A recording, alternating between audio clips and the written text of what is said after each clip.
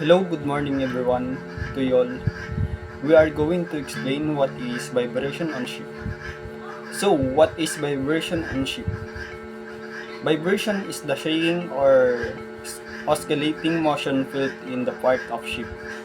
It can be caused by engines or machinery, propeller movement, waves hitting the hull, imbalance in rotating parts. Also, there are different types of vibration, which is hull vibration and machinery vibration.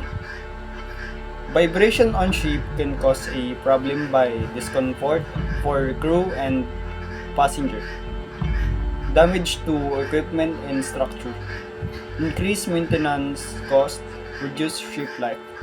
So let's proceed for the more elaborated explanation in vibration on ships. Let's start on source of vibration that we call internal source. Source of vibration. We have the internal sources.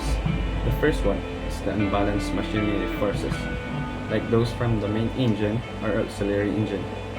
There are some sources of vibration in a ship because of this simple reason. When something inside the engine moves unevenly or off center, it creates a shaking force. For example, if the engine's part, like pistons or crankshaft, are not perfectly balanced, every time they move, they push or pull more on one side than the other. This creates repeated uneven forces that travel through the ship's structure. Since the ship is floating and not fixed to the ground, these forces cause vibration, like when a washing machine shakes if the clothes are uneven inside. The second one, rotation and operation of machines, are a source of vibration because spinning or moving parts create forces, especially if they are not perfectly smooth or balanced. If any part is slightly off-center, worn out, or out of sync, it creates small, repeated pushes and pulls. These repeated forces makes the machine and whatever it's attached to vibrate, so rotation in machines cause vibration.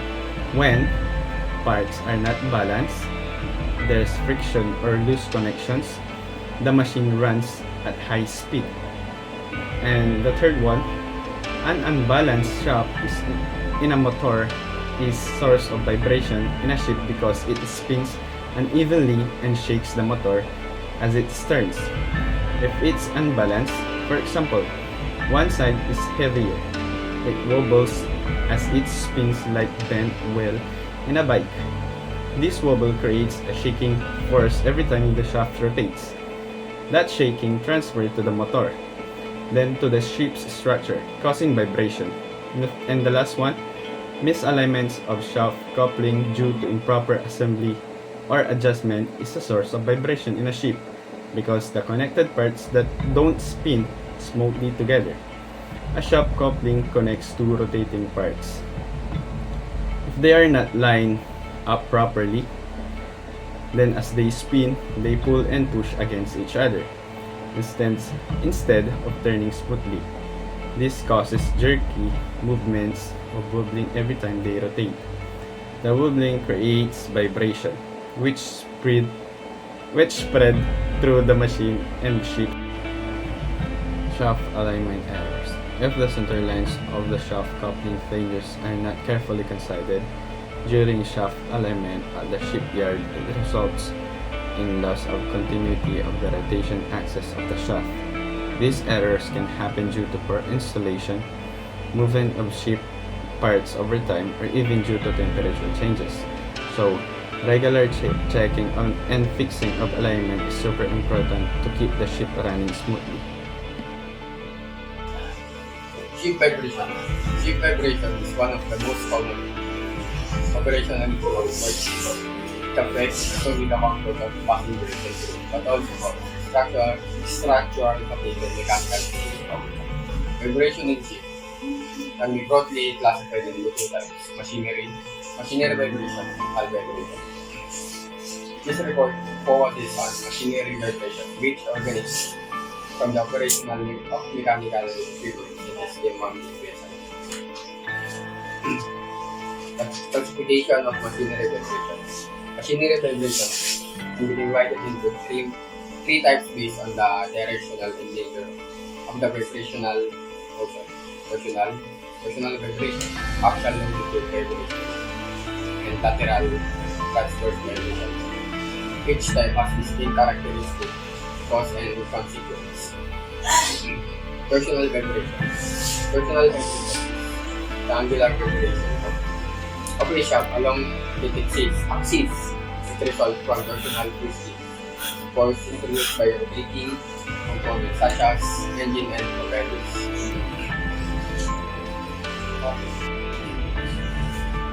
3. Lateral transverse vibration. Lateral vibration is side-to-side movements of the shaft, perpendicular to its axis. It usually caused by imbalance, misalignment, or hydrodynamic force on the propeller. Shaft may bend or deviate laterally when subject to force such as misalignment between engine and shaft, unbalanced rotating parts, hydrodynamic side force from the propeller, and whirling effect due to critical speed. When the lateral frequency of excitation match the shaft natural lateral frequency, resonating whirling or occurs which can severely damage bearings and shaft support.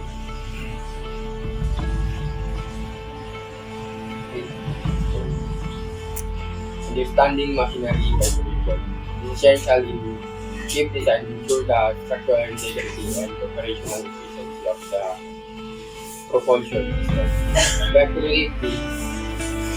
predicting the controlling torsional, axial, and lateral vibration, ship designers can significantly reduce the risk of resonance, improve machinery lifespan, and enhance upward comfort and safety.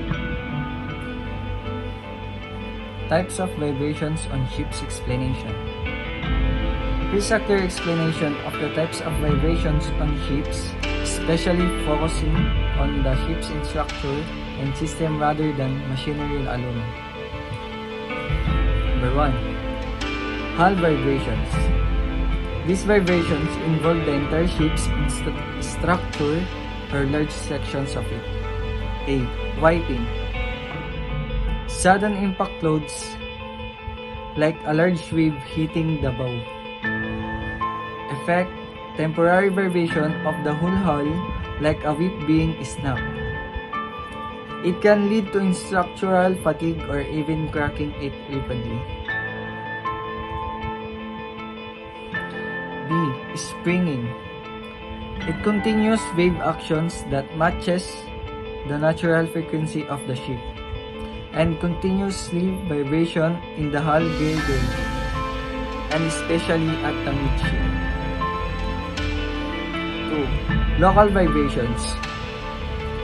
This affect specific parts of the ship, not the whole structure. Vibrations in the deck near the engine room, superstructure panels near propellers.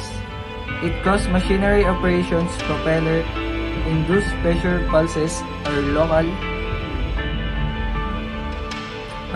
resonance. Number 2. Local vibrations.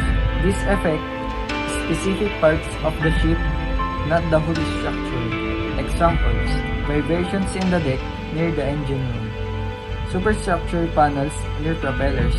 Causes: machinery operations, propeller, induced pressure pulses, or local resonance. Effect: noise, discomfort for crew, passengers, and possible structure fatigue. Number 3. Machinery induced vibrations. These come from the ship's main engine, auxiliary engines, or other rotating equipment. Sources: engine firing forces, unbalanced rotating masses, and shaft misalignment. Transmission through the foundation to the hull and superstructure. Number 4. Propeller induced vibrations. It caused by the interaction of the propeller with water and ship's hull. Number 3. Machinery-induced vibrations. These come from the ship's main engine. Auxiliary engines or other rotating equipment. Sources. Engine firing forces. Unbalanced rotating masses and shaft misalignment. Number 4. Propeller-induced vibrations caused by the interaction of the propeller with water and the ship's hull. Main cause: cavitation and unsteady water flow. Effect: vibrations in the part of the ship, especially near the stern and radar. Special case: excitations of the vibration mode shapes of the stern structure. Number 5. Torsional vibrations. Rotational vibrations that occur in the propulsion shaft system. Cause: torque fluctuations from the engine. Effect: twisting of the shaft back and forth. Risk: can lead to shaft failure if it reaches resonance. Number 6. Lateral and axial vibrations. Lateral: slide to side movement, especially in shafts. Axial: back and forth motion along the shaft axis. Cause: misalignments, unbalanced forces, and thrust variations. Risk: can damage bearings, increase wear, and cause noise. That's all. Axial vibration refers to the vibration that occurs along the axis of a shaft or a system. In the context of propulsion system, axial vibration happens when the propeller, shaft, or the system vibrates back and forth along its longitudinal axis. Longitudinal vibration. This term is often used synonymously with axial vibration. It describes the vibration that occurs in the direction of system leg or axis. The longitudinal vibration, figure 2, illustrates a multiple degrees of freedom vibration system of a propulsion system. This figure likely represents the propulsion system as a series of masses and springs, which helps to model system vibration behavior, analyze the effects of longitudinal vibration on the system. Torsional vibration.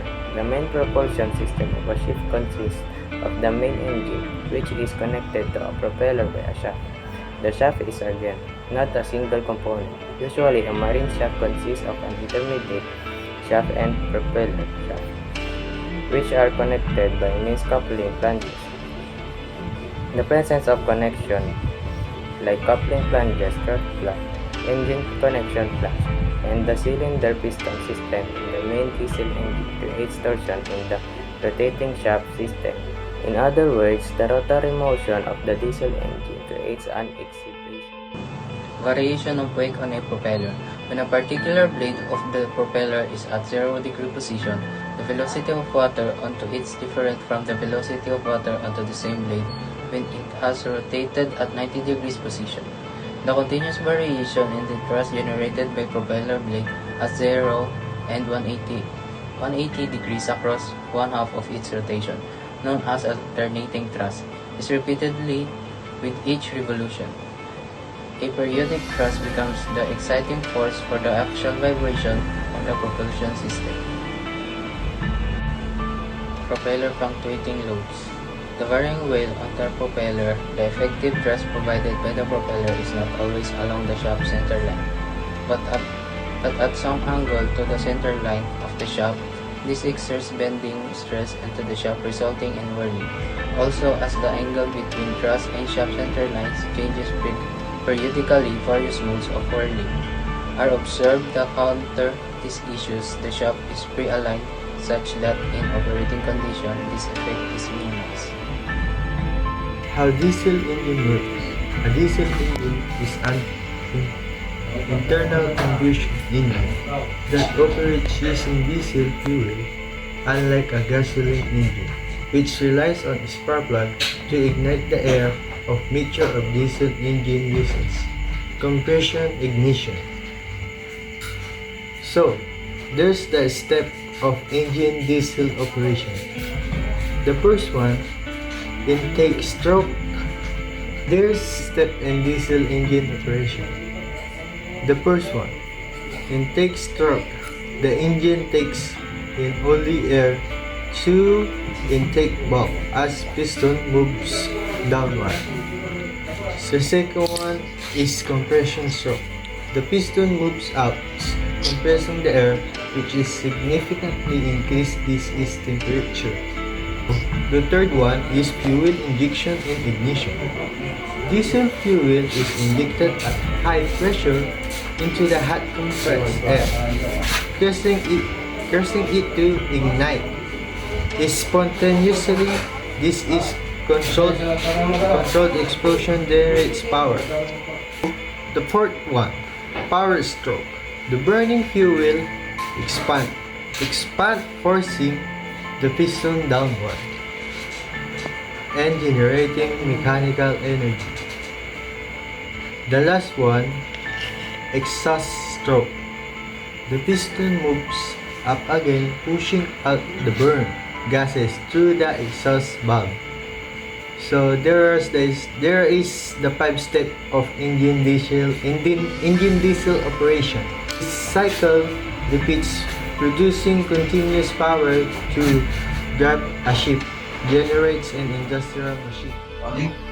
The 6 degrees of freedom, rolling, sideways movement of the ship like this. Yahweh to move unsteadily or suddenly course.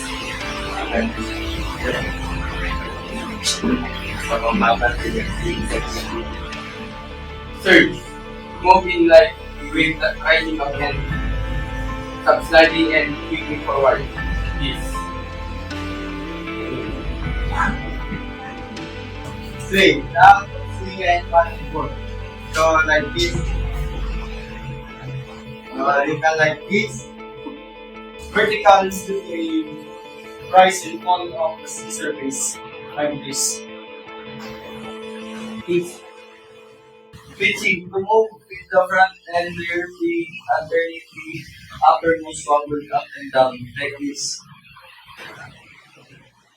To avoid the vibration, the ship needs a regular maintenance and inspection, also proper balance of machinery and propellers. This is the end of our video reporting about vibration of ship. I hope you'll like our presentation.